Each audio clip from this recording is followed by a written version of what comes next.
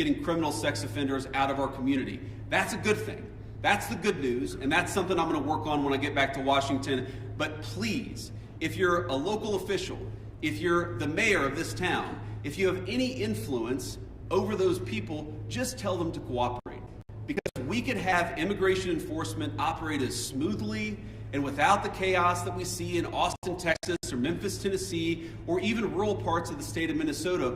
All we need is a little cooperation. I guarantee we're going to do the best to be professional, to respect people's rights, to not do anything that we don't have to do in order to enforce immigration laws, but it would make our lives a lot easier, it would make our officers a lot safer, and it would make Minneapolis much less chaotic if we had a little bit of cooperation from the state and local officials. With that, I'll shut up and take some questions. Thank you, guys. Vice President Vance, a local school district here is alleging ICE agents detained a 5-year-old after preschool on Tuesday. We've also seen multiple American citizens detained by ICE or harassed by ICE in the last 6 weeks. Are you proud of how your administration is conducting this immigration crackdown here in Minnesota right now? Well, I'm proud of the fact that we're standing behind law enforcement, and I'm proud of the fact that we're enforcing the country's laws. But, you asked a question about this 5-year-old kid. I actually saw this terrible story while I was coming to Minneapolis. We just left Toledo, Ohio this morning for an economic messaging event. And I see this story, and I'm a father of a 5-year-old, actually, a 5-year-old little boy, and I think to myself, oh my God, this is terrible. How did we arrest a 5-year-old? Well, I do a little bit more follow-up research. And what I find is that the 5-year-old was not arrested, that his dad was an illegal alien, and then when they went to arrest his illegal alien father, the father ran. So the story is that ICE detained a 5-year-old. Well, what are they supposed to do? Are they supposed to let a 5-year-old child freeze to death? Are they not supposed to arrest an illegal alien in the United States of America? If the argument is that you can't arrest people who have violated our laws because they have children, then every single parent is going to be completely given immunity from ever being the subject of law enforcement. That doesn't make any sense. No one thinks that makes any sense. Now, there are so many of these cases like that where if you just understand the context, there have been a number of situations that I've looked into personally where I say, wait a second, we don't want ICE arresting American citizens. They're supposed to be enforcing the immigration laws against illegal aliens. So then I look into it and I find out that the American citizen who was arrested took a swing at an ICE officer. You can't have that happen. And of course they have to defend themselves. And of course they have the right to detain somebody who assaults a law enforcement officer. Now, this is my point. Do we want these things to happen? Do we want these arrests to be so chaotic? No, we don't. These guys want it least of all, but if we had a little cooperation from local and state officials, I think the chaos would go way down in this community. Go ahead.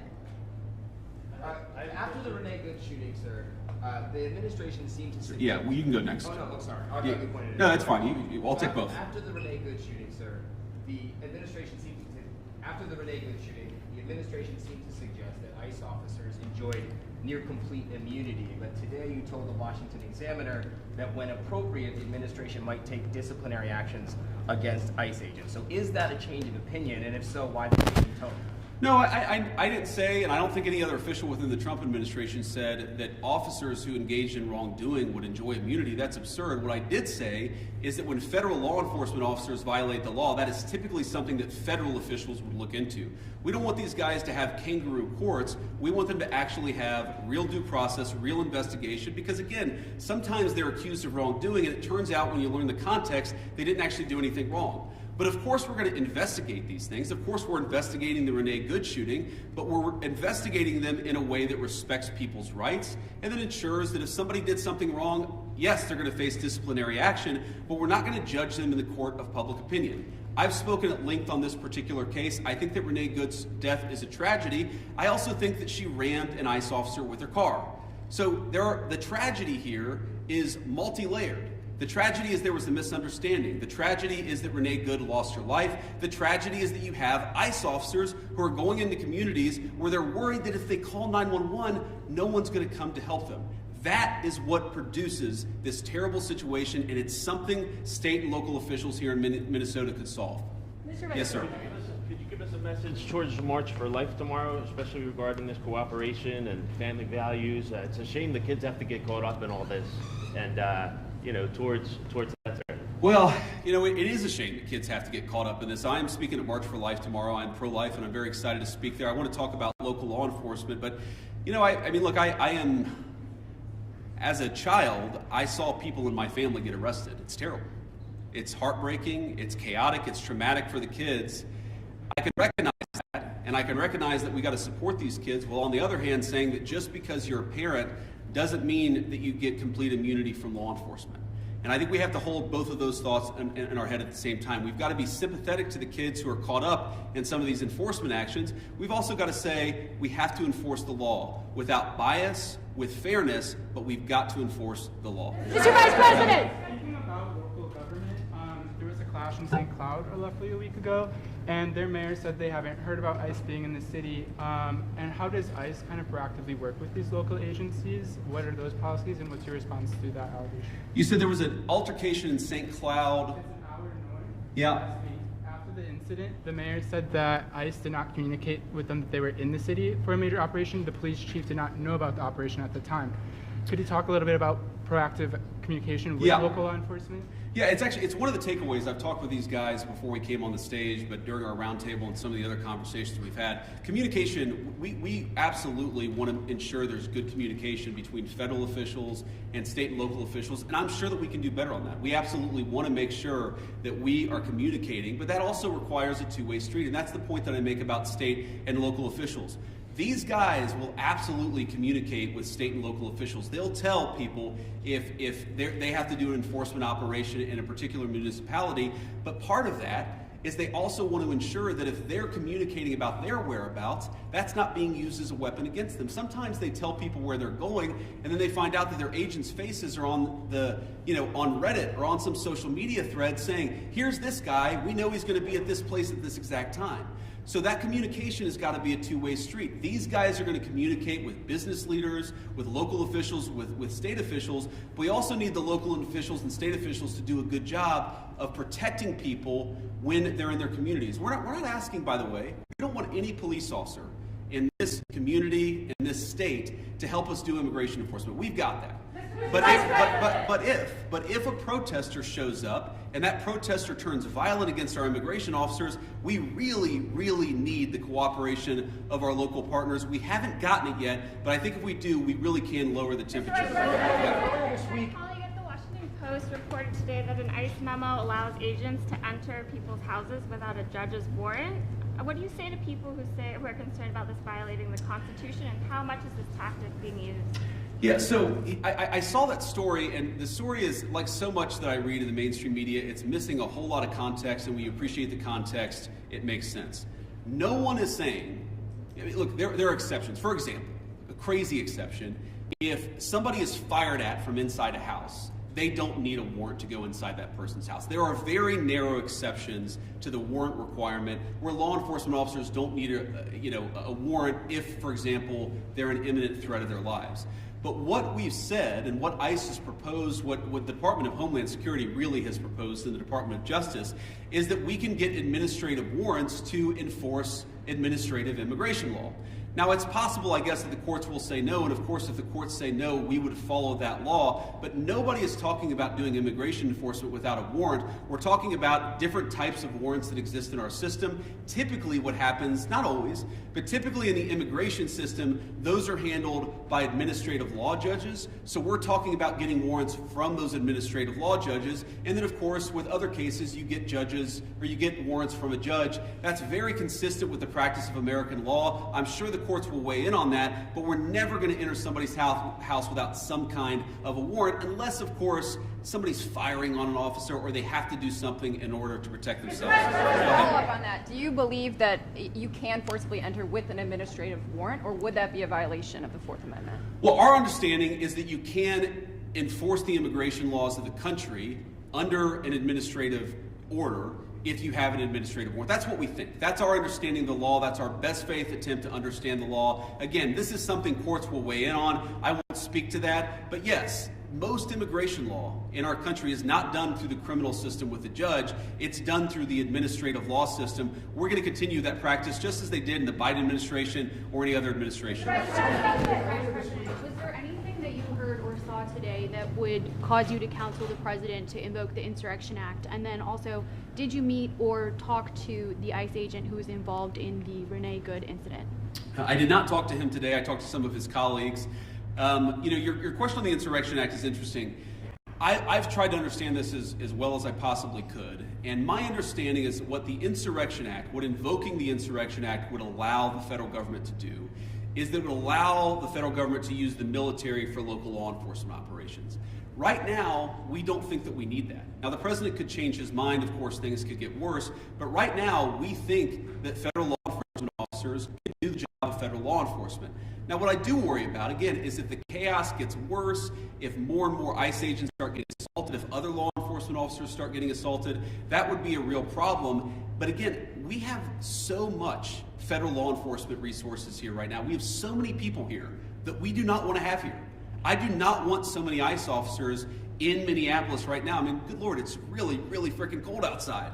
But they're here not even to enforce immigration laws, but to protect the people from the rioters. That's an absurd state of affairs, and we wouldn't need it if we had a little bit more cooperation from the Minneapolis Police Department. Again, the Minneapolis Police Department, my understanding is that the actual beat cops on the ground, they would love to help out, but they're being told by somebody, I don't know if it's Mayor Frey, they're being told by somebody not to cooperate at all. What kind of a person tells their local police don't protect somebody if they're being assaulted by a rioter? It's crazy, and it's got to stop. Yes. Earlier this week, local law enforcement accused federal agents of racial profiling. Why are there so many U.S. citizens being caught up in this operation? Well, I think your question assumes something that's not necessarily in evidence, which is that when there are American citizens who have been caught up in some of these enforcement operations, very often it is people who have assaulted a law enforcement officer. They're not being arrested because they violated the immigration laws. They're being arrested because they punched a federal law enforcement officer. That is a totally reasonable thing. Now, to the accusation of racial profiling, look, it's something that we take very seriously. We will take accusations of racial profiling back to Washington. We'll certainly look into them as they come up. But this is not a group that's going around and looking for people who violated the law based on skin color. They're looking for people who violated the actual law, the law of our immigration system in this country. And so long as we had more cooperation, I think they could do these things in a much more targeted way. They would actually know where some of the bad guys are. I mean, again, you hear things that are hard to believe, but I've confirmed that they're true. Sex offenders who we're trying to get off the streets, who the local officials won't tell us their last known address. So then the local officials say, oh my God, these guys are doing widespread targeted enforcement operations, when in reality, we would love to just go to one house. The local officials won't tell us which one house to go to. Mr. Vice President, to that question, the local police chiefs have said their own off-duty officers, so police officers, are being targeted because they are a person of color and asked to show their papers. Is that a concern of the administration and the Department of Homeland Security if local law enforcement says their own officers are being targeted, and they described it as, quote, civil rights violations in our streets? So I saw one story about this and one local police officer who said this, and look, certainly is it a concern? Absolutely. The first thing we have to figure out is whether it happened or not. And then if it happened, whether there is a good explanation or a bad explanation. And of course, if somebody violated the law, if somebody racially profiled, if somebody violated the rights of one of our fellow citizens, that is something we will take very seriously. What I also would say is that many of the most viral stories of the past couple of weeks have turned out to be, at best, partially true. So we want to try people based on reality, based on the truth, based on context. We're not going to prejudge people just because of a viral social media story that turned out to be half false. Sir. A quick question about the roundtable you just had. I presume that happened. Did you invite anybody with an opposing point of view to get an idea of why people are upset here? And just as a quick follow-up, have you reached out to Governor Walz at all in an attempt to turn down the temperature? So I haven't talked to Governor Walz on this particular trip. A number of members of our administration, I believe our chief of staff, spoke to the governor and has been in constant contact with his staff over the past week. We've been in my office in constant contact with people here on the ground in Minneapolis. There were certainly people at our roundtable with opposing views, and look, I don't even know, whether it's public, but yes, we met with people with opposing views here at the roundtable. I wanted to get a perspective from everybody, but also, of course, offer my opinion that with a little bit more cooperation, we could lower the chaos. We're going to keep on doing that. If Governor Walz wants to call me, we'll absolutely continue talking. I will say that my sense of this situation, having talked to these guys for a long time, is this is primarily a law enforcement issue. This is the Attorney General, this is the local mayor, this is all of the organs of local and state law enforcement. That's who we focus on, but we've certainly been in communication with the governor and his office as well. Vice President. Yeah. So local law enforcement obviously hasn't been really helping out with the agents who've been assaulted repeatedly. What's the plan if nothing changes there here locally and this operation has attracted thousands of agents? Are there any plans to go to any other cities from here? Well, right now we're focused on Minneapolis because that's where we have the highest concentration of people who have violated our immigration laws, and that's also, frankly, where we see the most assault of our law enforcement officers. I mean, our plan is very simple. If you assault a federal law enforcement officer, we're going to do everything that we can to put you in prison. It's very simple. And most of these protesters, as much as I may disagree with their politics, most of them have been peaceful, but a lot of them have not been peaceful. And if you go and storm a church, if you go and assault a federal law enforcement officer, we're going to try very hard. We're going to use every resource of the federal government to put you in prison. Respect people's rights. Respect people's rights to worship. Respect people's rights to do their job without being assaulted.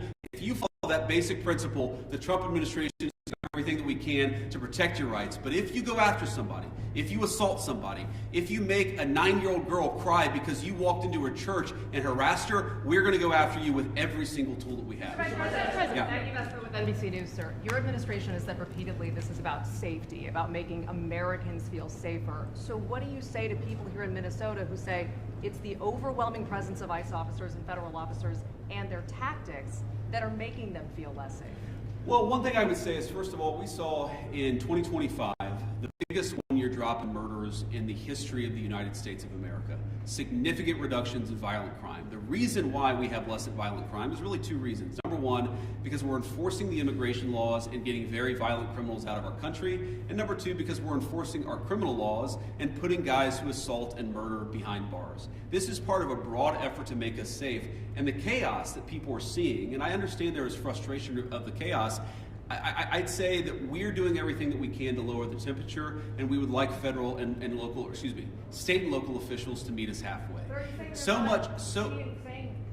that they're not perceiving it correctly? Are you saying that they're not seeing that it's the tactics or the presence of the officers that are Look, I'm sure that people are seeing a lot of things that would make any member of our national community feel very upset, but I also think that if you understand this in context, this is the inevitable consequence of a state and local government that have decided that they're not going to cooperate with immigration enforcement at all. In fact, they're going to aggressively not cooperate. So here's a basic illustration of this. If you are an ICE officer and you have to arrest a person who's committed assault and is also an illegal alien, but the state and local officials won't help you identify that person, many of the things that people in Minneapolis are seeing that give them pause, that frustrate them, that worry them, that make them feel like things are too chaotic, many of these things are coming from the fact that there's no cooperation with state and local law enforcement. And I guess what I would tell people, again, many of whom are justifiably concerned and worried about what they're seeing in their communities, is why are we not seeing it anywhere else? We're seeing this level of chaos only in Minneapolis. LA and Chicago, we had some problems there. Pretty much every jurisdiction where these guys are operating, you don't see the same level of chaos, you don't see the same level of violence, you don't see the problems that we're seeing in Minneapolis. Maybe the problem is unique to Minneapolis, and we believe that it is. And it's a lack of cooperation between state and local law enforcement and federal law enforcement. ICE has been operating here for years with less pushback than we're seeing right now. And even the St. Paul police chief recently said, is there not a way to find common ground without scaring the hell out of people in the community? Those are his words. And I just wonder, with this Operation Metro Surge, is any part of it meant to send a form of political message to the leaders here in Minneapolis and the state of Minnesota? And I know you talked about you've been in touch with the governor's offices and the mayor's offices, but why have you not been able to speak to them directly? Have they not been willing to do so? Well, look, I have spoken to some of the people in Minnesota directly. I spoke to some of them today. I've spoke to others in the past. And again, our staff has been in very direct contact with pretty much every official with any influence or any power in Minneapolis. But no, we're not trying to send a political message. We're trying to enforce the law. And unfortunately, what has happened is that as we've enforced the law, there's been this weird reaction, again, unique to this city. This is not a common thing across the United States of America. There's been a very unique, very Minneapolis-specific reaction to our enforcement of federal immigration laws. What I'm trying to do here today is understand why that is. What is it about Minneapolis that has become so chaotic? What are the specific types of cooperation that we need? Look, I don't need Tim Walz or Jacob Frey or anybody else to come out and say that they agree with J.D. Vance or Donald Trump on immigration. I just don't need that. What I do need them to do is empower their local officials to help our federal officials out in a way where this can be a little bit less chaotic and it can be a little bit more targeted. Like if we're trying to find a sex offender, tell us where the guy lives. Simple things like that, simple changes in how they're approaching immigration enforcement would make this work a lot better. It would make Minneapolis' streets a lot safer, and it would make this whole thing a lot less traumatic for this community. I'll take one more question. Mr. Vice President, you've said that it's time to turn down the temperature. Does that include changes to both ICE and CBP tactics that we've seen employed on the streets, including less than lethal tactics, pepper spray, pepper balls?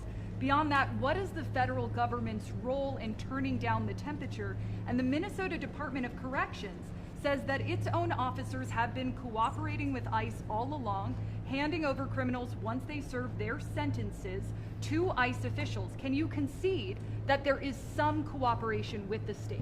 Yeah, look, if I was going to list the 5 agencies locally and statewide that I'm most worried about, I wouldn't put the Department of Corrections on that list. I think that while there are certain things we'd like to see more from them, they've hardly been the worst offenders. You agree with that, guys? That's a fair assessment. But I think you talked about tactics and you talked about the response to things. Look, we don't want to employ tactics that we don't want to employ the kind of tactics that are only necessary when violence is committed against officers. That is these guys' directive, and that's what we're going to try to do. And again, you see, the president said this a couple of days ago, whenever you have a law enforcement operation, even if 99.99% of the guys do everything perfectly, you're going to have people that make mistakes. That is the nature of law enforcement. What I do think that we can do is working with state and local officials, we can make the worst moments of chaos much less common, and all they've got to do is meet us halfway. These guys want to communicate with them. They want to talk to the local business leaders. Many of these guys, many of the people standing behind me are members of the Minneapolis community. Many of the officials that I met today who work in federal immigration enforcement, this is their home. They love this place. These are their neighbors. They want this to work a lot more smoothly. I think that we can get there. We just got to work at it a little bit, and we need some cooperation from state and local officials. Last thing that I'll say is I just hope they give it. This is a beautiful city. I've only been here a few times. I love it, even in this weather. I love Minneapolis. We could do a lot better. We could do a lot more with more cooperation. The Trump administration, the directive that I got from the President of the United States is meet these guys halfway. Work with them so that we can make these immigration enforcement operations successful without endangering our ICE officers, and so that we can turn down the chaos a little bit, at least. I think a lot, actually. But for us to do that, we need some help from the state and local officials. We will keep on working with them, and so long as they're willing to work with us, they will always find a partner in public safety and law enforcement in the Trump administration. Thank you all. Question from myself. Mr. Vice President.